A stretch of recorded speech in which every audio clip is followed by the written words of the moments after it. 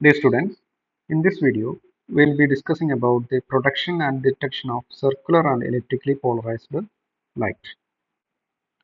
നമുക്കറിയാം ഒരു plain polarised light ഒരു വേവ് പ്ലേറ്റിൽ ഇൻസിഡന്റ് ചെയ്യുകയാണെങ്കിൽ വേവ് പ്ലേറ്റ് എന്നുകൊണ്ട് ഉദ്ദേശിക്കുന്നത് ബയോഫ്രിഞ്ചൽ മെറ്റീരിയൽസ് കൊണ്ട് നിർമ്മിച്ചിരിക്കുന്ന ഒരു ഡിവൈസ് ആയിരിക്കും.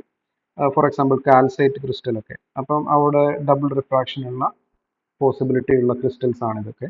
അപ്പം ഇത്തരത്തിലുള്ള ക്രിസ്റ്റലിൽ ഒരു ഒപ്റ്റിക് ആക്സിസ് ഉണ്ടായിരിക്കും. അപ്പോൾ അതിൽ ഒരു ആംഗിളിൽ ഒരു പ്ലെയിൻ പോളറൈസ്ഡ് ലൈറ്റ് വന്ന് വീഴുന്ന സമയത്ത് it splits into two rays. ഒരു ഓർഡിനറി റേയും ഒരു എക്സ്ട്രാ ഓർഡിനറി റേയും ആയിട്ട് അത് സ്പ്ലിറ്റ് ചെയ്യും.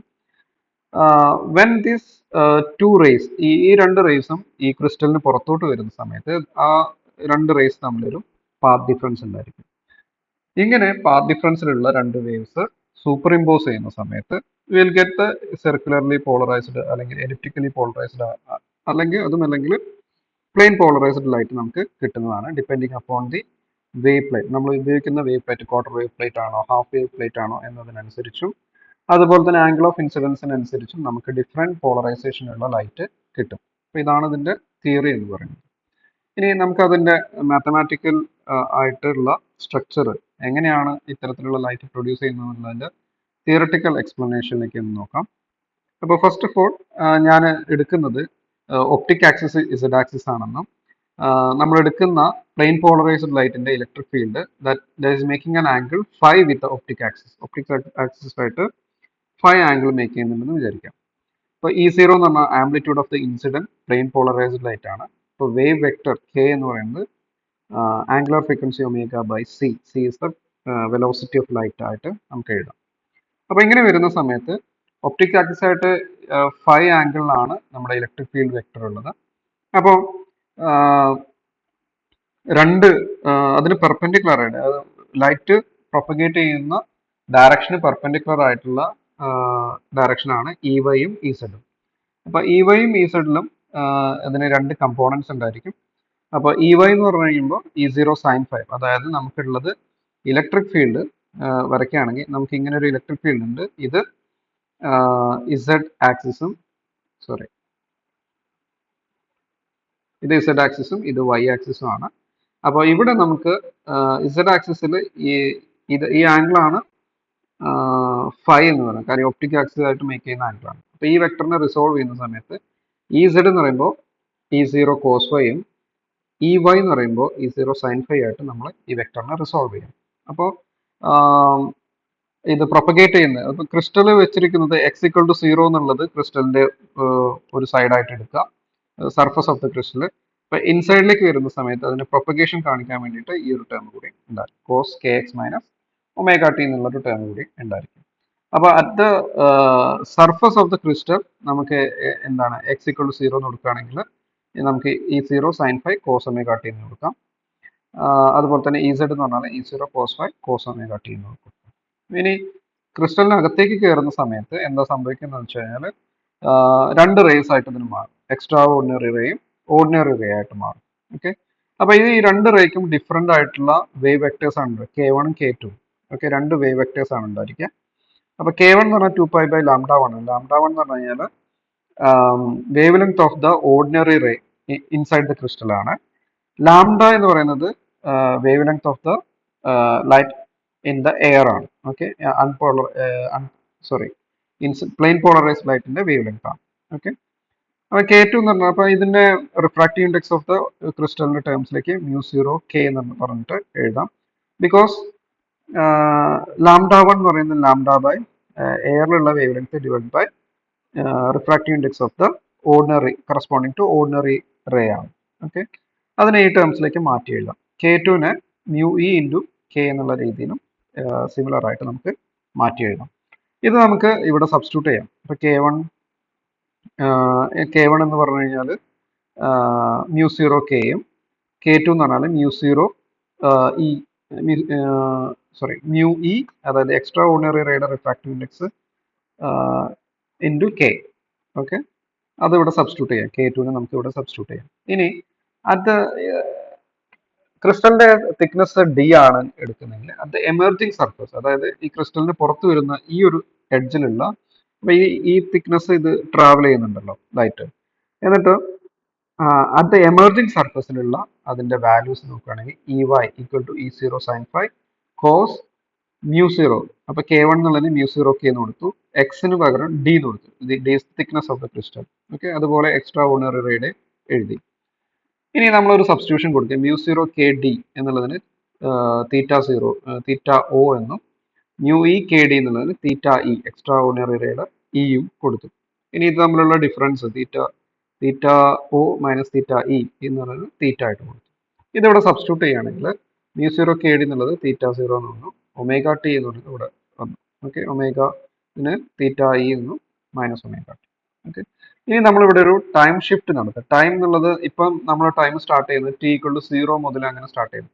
ഇത് ഷിഫ്റ്റ് ചെയ്തിട്ട് T equal to time start ചെയ്യുന്നത് T plus theta E by omega എന്നുള്ള ഒരു ഷിഫ്റ്റ് കൊടുക്കുകയാണെങ്കിൽ നമ്മളിവിടെ സബ്സ്റ്റിറ്റ്യൂട്ട് ചെയ്യാം. ടിക്ക് T plus theta E by omega എന്ന് സബ്സ്റ്റിറ്റ്യൂട്ട് ചെയ്യുകയാണെങ്കിൽ ഫസ്റ്റത്തെ ടേം, ഈ ടേമിനൊന്നും മാറ്റം വരുന്നില്ല, ഇവിടെ നമുക്ക് എന്ത് വരും, തീറ്റ 0 മൈനസ് തീറ്റ ഇ എന്ന് വരും, അതിന് തീറ്റ എന്ന് കൊടുത്തു, മൈനസ് ഒമേഗ ടി അതുപോലെ വരും. ഇനി ഇവിടെ സബ്സ്റ്റിറ്റ്യൂട്ട് ചെയ്യുന്ന സമയത്ത് ഈ തീറ്റ അങ്ങ് ക്യാൻസൽ ചെയ്ത് പോയി, ബാക്കിയുള്ളത് cos omega, cos minus omega t എന്ന് വരും, പക്ഷേ കോസ് മൈനസ് തീറ്റ എന്ന് പറയുന്നത് കോസ് തീറ്റ ആയതുകൊണ്ട് ഈ രീതിയിൽ നമുക്ക് മാറ്റി എഴുതാം. ഇനി ഇത് രണ്ടും എന്താണ്, സർഫസിൽ നിന്നും ഈ ക്രിസ്റ്റലിന്റെ സർഫസിൽ നിന്നും പുറത്തു വരുന്ന ഓർഡിനറിയും എക്സ്ട്രാ ഓർഡിനറിയും റേയുടെ ഇക്വേഷൻസ് ആണ്. ഓക്കെ, ഇലക്ട്രിക് ഫീൽഡ് കമ്പോണൻസിന്റെ ഇക്വേഷൻസ് ആണ്. ഇനി ഈ രണ്ട് റേസും തമ്മിൽ സൂപ്പർ ഇമ്പോസ് ചെയ്യുന്ന സമയത്ത് നമുക്ക് പലതരത്തിലുള്ള പോളറൈസേഷൻ നമുക്ക് കിട്ടും. അപ്പോൾ അതിന് ഫസ്റ്റത്തെ ഒരു കേസാണ് വെൻ ഫൈ ഈസ് π/4. ഫൈ π/4 എന്ന് പറയുന്നത് നമ്മൾ എടുക്കുന്ന ഒപ്റ്റിക് ആക്സിസ് ആയിട്ട് മേക്ക് ചെയ്യുന്ന ആംഗിൾ π/4, അത് 45 ഡിഗ്രി എടുക്കാമെന്ന് വിചാരിക്കും. അതുപോലെ തന്നെ നമ്മൾ എടുക്കുന്നത് ഒരു ക്വാർട്ടർ വേവ് പ്ലേറ്റ് ആണ്. ക്വാർട്ടർ വേവ് പ്ലേറ്റ് എന്ന് പറയുമ്പോൾ നമുക്കറിയാലോ എന്താണ്, ഓർഡിനറി റേയും എക്സ്ട്രാ ഓർഡിനറി റേയും തമ്മിലുള്ള പാത്ത് ഡിഫറൻസ് λ/4 ക്രിയേറ്റ് ചെയ്യുന്ന ഒരു ഡിവൈസ് ആണ് ക്വാർട്ടർ വേവ് പ്ലേറ്റ്. അപ്പോൾ ഈ λ/4നെ ഫേസ് ഡിഫറൻസിന്റെ ടേംസിലേക്ക് മാറ്റണമെങ്കിൽ തീറ്റ ഈക്വൽ ടു 2π/λ ഇൻറ്റു λ/4 ആണ്. സിംപ്ലിഫൈ ചെയ്യുമ്പോൾ തീറ്റ ഈക്വൽ π/2. അപ്പോൾ ഓർഡിനറി റേയും എക്സ്ട്രാ ഓർഡിനറി റേയും തമ്മിലുള്ള ഫേസ് ഡിഫറൻസ് ഒരു ക്വാർട്ടർ വേവ് പ്ലേറ്റിൽ π/2 ആണ്. ഓക്കെ, ആ π/2. അപ്പോൾ നമ്മൾ എടുത്തത് ക്വാർട്ടർ വേവ് പ്ലേറ്റും angle of the incident plane polarised wave with optic axis π/4 എടുക്കുകയാണെന്നുണ്ടെങ്കിൽ നമുക്കിവിടെ കാണാൻ കഴിയും, നമുക്കൊരു സർക്കുലർലി പോളറൈസ്ഡ് ആയിട്ടാണ് കിട്ടും. അപ്പോൾ അതെങ്ങനെ കിട്ടും നോക്കാം. നമ്മളിവിടെ ഇക്വേഷൻ, ഈ ഫൈനലായിട്ട് കിട്ടിയ ഇക്വേഷനിൽ ഈ വാല്യൂസ് ഒക്കെ സബ്സ്റ്റിറ്റ്യൂട്ട് ചെയ്യാം.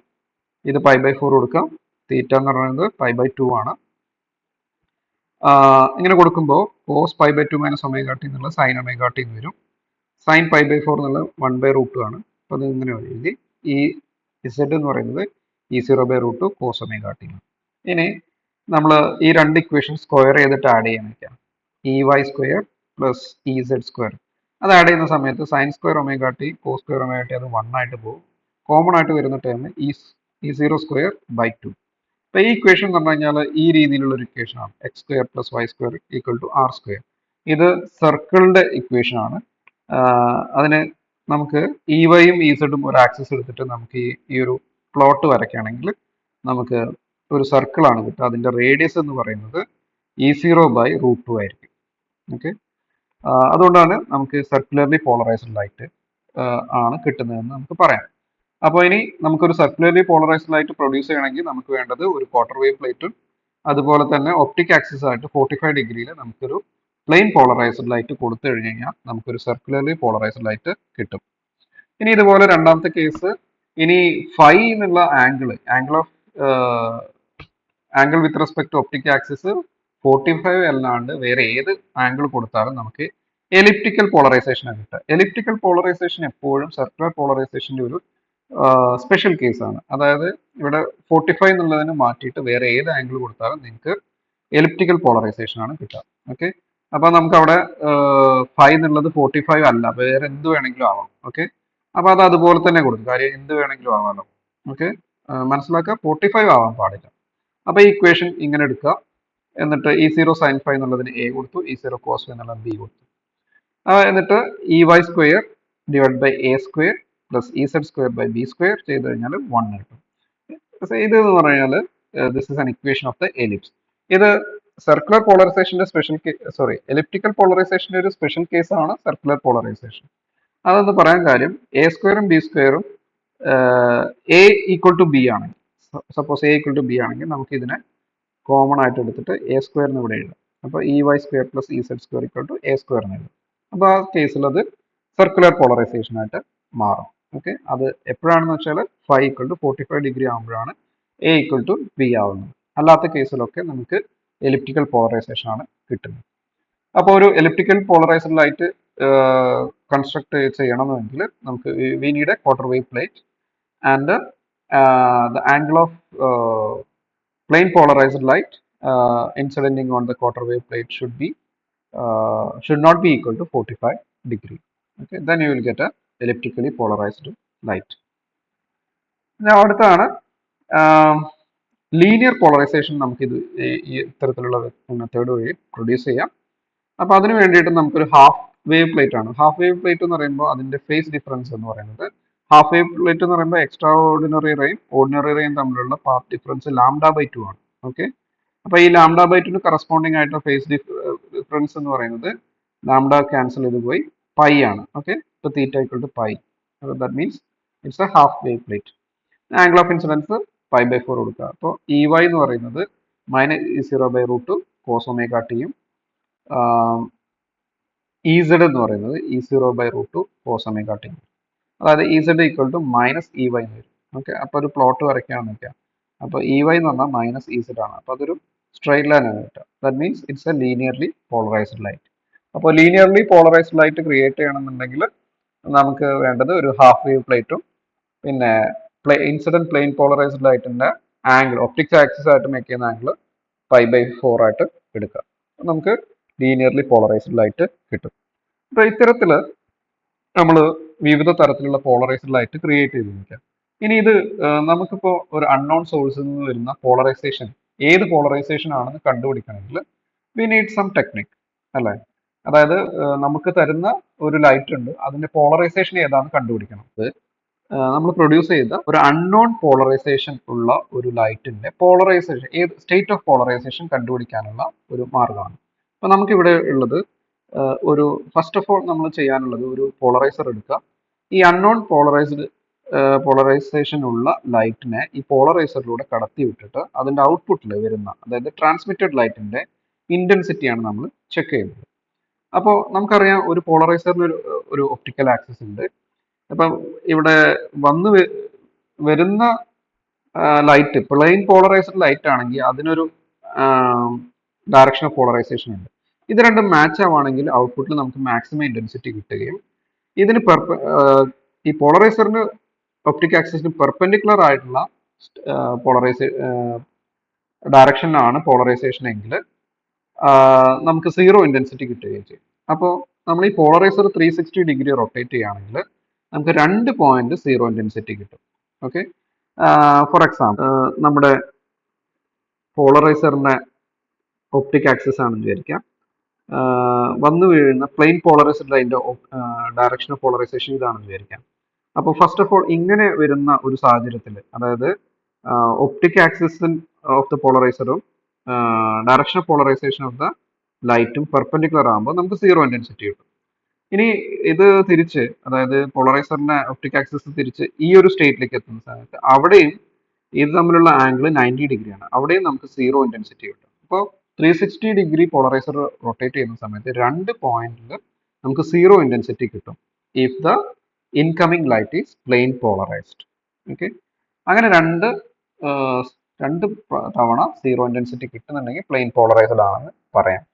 ഇനി അല്ല, നമുക്ക് സീറോ ഇന്റൻസിറ്റി കിട്ടുന്നില്ല, that varies between maximum and minimum but not zero.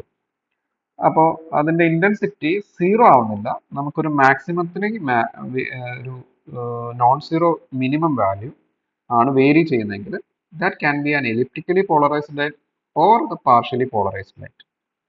ഇനി ഇന്റൻസിറ്റി റിമൈൻസ് കോൺസ്റ്റന്റ്, ഇന്റൻസിറ്റിക്ക് മാറ്റമൊന്നുമില്ല, എപ്പോഴും ഒരേ ഇന്റൻസിറ്റി ആണ് വരുന്നതെങ്കിൽ it can be A circularly polarised light അല്ലെങ്കിൽ അൺപോളറൈസ്ഡ് ലൈറ്റ് ആയിരിക്കും.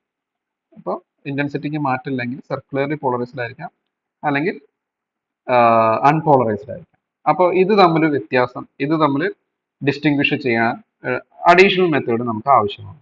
ഓക്കെ, അതായത് എലിപ്റ്റിക്കലി പോളറൈസ്ഡ് ആണോ പാർഷ്യലി പോളറൈസ്ഡ് ആണോ അതോ സർക്കുലർലി പോളറൈസ്ഡ് ആണോ അൺപോളറൈസ്ഡ് ആണോ, ഇത് തമ്മിൽ വ്യത്യാസം തിരിച്ചറിയാൻ നമുക്ക് കൂടുതൽ ടെക്നിക്സ് ആവശ്യമാണ്. അപ്പോൾ ഫസ്റ്റ് ഓഫ് ഓൾ എടുക്കുന്നത് ഒരു എലിപ്റ്റിക്കലി പോളറൈസ്ഡ് ആയിട്ടും പാർഷ്യലി പോളറൈസ്ഡ് ആയിട്ടും എങ്ങനെ തിരിച്ചറിയാം, ഓക്കെ, വേർതിരിക്കാമെന്നുള്ളത്.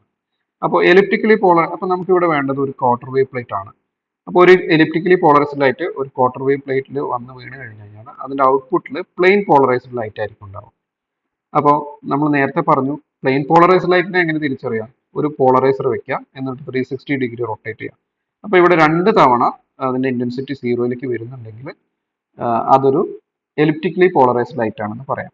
ഇനി പാർഷ്യലി പോളറൈസ്ഡ് ആണെങ്കിൽ ക്വാർട്ടർ വേവ് പ്ലേറ്റിലൂടെ കടന്നു വിട്ട് കഴിഞ്ഞാൽ വീണ്ടും നമുക്ക് പാർഷ്യലി പോളറൈസ്ഡ് ലൈറ്റ് ആണ് കിട്ടുക. അതൊരു അനലൈസറിൽ വെച്ചിട്ട് ഇത് അതായത് പോളറൈസറിൽ വെച്ചിട്ട് 360 ഡിഗ്രി റൊട്ടേറ്റ് ചെയ്ത് കഴിഞ്ഞാൽ പോളറൈസർ 360 ഡിഗ്രി റൊട്ടേറ്റ് ചെയ്ത് കഴിഞ്ഞാൽ ട്രാൻസ്മിറ്റഡ് ലൈറ്റിന്റെ ഇന്റൻസിറ്റി വേരി ചെയ്യും. ബിറ്റ്വീൻ സീറോ ആവില്ല, ഔട്ട്പുട്ടിൽ ഇന്റൻസിറ്റി സീറോ ആയിരിക്കും, പക്ഷെ നോൺ സീറോ ഒരു മിനിമം വാല്യൂ ഒക്കെ കിട്ടാം. ഓക്കെ, അങ്ങനെയാണെങ്കിൽ അതൊരു പാർഷ്യലി പോളറൈസ്ഡ് ലൈറ്റ് ആയിരിക്കും. ഇനി അടുത്തത് സർക്കുലർലി പോളറൈസ്ഡ് ലൈറ്റും പാർഷ്യലി പോളറൈസ്ഡ് ലൈറ്റും അല്ലെങ്കിൽ അൺപോളറൈസ്ഡ് ലൈറ്റ് എങ്ങനെയാണ് വേർതിരിക്കാൻ. സർക്കുലർലി പോളറൈസ്ഡ് ആണെങ്കിൽ അതൊരു ക്വാർട്ടർ വേവ് പ്ലേറ്റ് കൊടുത്തു കഴിഞ്ഞാൽ again will get A plain polarised light. ഇപ്പം നേരത്തെ ചെയ്ത പോലെ തന്നെയാണ്. ഇപ്പോൾ ഒരു പോളറൈസറിൽ വെച്ചിട്ട് അത് പോളറൈസർ 360 ഡിഗ്രി റൊട്ടേറ്റ് ചെയ്യുമ്പോൾ ഇന്റൻസിറ്റി 2 തവണ സീറോ ആയിട്ട് പോകും. അങ്ങനെ പറയുകയാണെങ്കിൽ, അങ്ങനെ കാണുന്നതാണെങ്കിൽ നമുക്കത് സർക്കുലർലി പോളറൈസ്ഡ് ആണെന്ന് പറയാം.